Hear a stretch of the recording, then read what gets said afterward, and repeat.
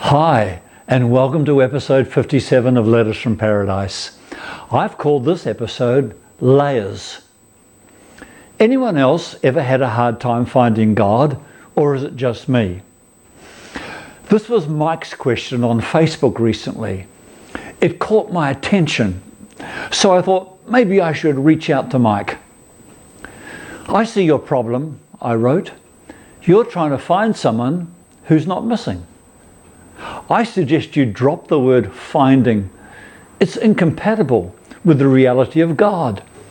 The reality of God is His everywhereness, right there in the room with you now, closer than your breath. God simply is and never leaves. Relax, go about your life knowing this to be true. It pays never to expect replies in Facebook land, but to my delight, Mike replied, "Thank you so much. I've never thought of him like that before. I'll do my best and trust him." I love it that every time you share a truth of grace with someone else, even something very simple like I shared with Mike, it pushes deeper into you. Every time we repeat a truth of God's goodness, every time we read it again, think upon it, pray it with gratitude, or gaze upon something that speaks of it, it's like inside we lay another layer of the divine nature, and layer following layer push deeper into our being. This I have found to be a key to developing a deeper reservoir on the inside for ourselves and others to enjoy. Becoming a deep person has nothing to do with joyless piousness and profundity. On the contrary, it has everything to do with truth that makes us free and releases joy unspeakable that's full of glory, as the old apostle wrote. I love to read, so I always have an unfinished God book on the coffee table and another one or two winging their way from bookdepository.com. These are not the only sort of books I enjoy, but some good readable theology and authors I know who will layer the truths and stories of a more generous grace into me are priceless. I have a morning devotional habit, using an app for the Common Lectionary of the Church of England. So I'm reading a set sequence from the Old Testament, the Psalms, the Gospels or Epistles. That and a second app I use also give me a trellis where my own prayers grow alongside some of the great prayers and passages of Scripture. I can also access brief accounts of great saints and martyrs of history through the Lectionary app.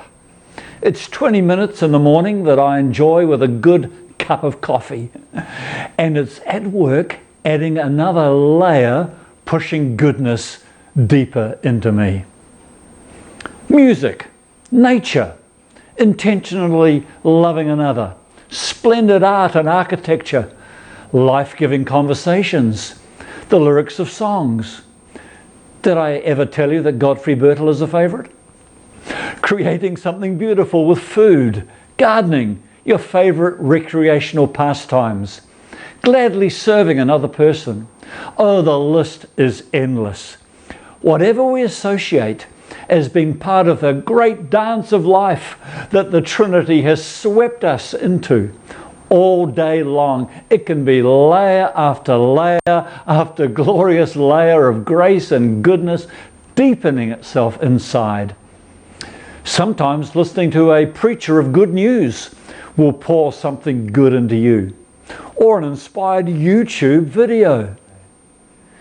Did I mention my small collection of icon art? In the early centuries of the church, literacy was low, the mass printing of scripture was yet to be invented, and so developed the capturing of the Christ story in paintings that could be reproduced and viewed by many at any one time. These are the icons most associated these days with the Eastern Orthodox Church. They were visual depictions of great spiritual truth moments from history. It's like having a soundtrack of an awesome Bible passage playing in the room, but silently. A visual that radiates its truth of grace and goodness into a person. Sometimes just a passing glance in our apartment and boom, there's another layer finding its way into me. Oh yes, dear friends, there are things you can incorporate into your life that will be an utter joy, put a depth of God's goodness and grace on the inside and liberate you to the point of being downright dangerous. So until next time, my friends, live, layer and lavish on yourself every ounce of God goodness you possibly can, enjoying His everywhereness every day. Shalom.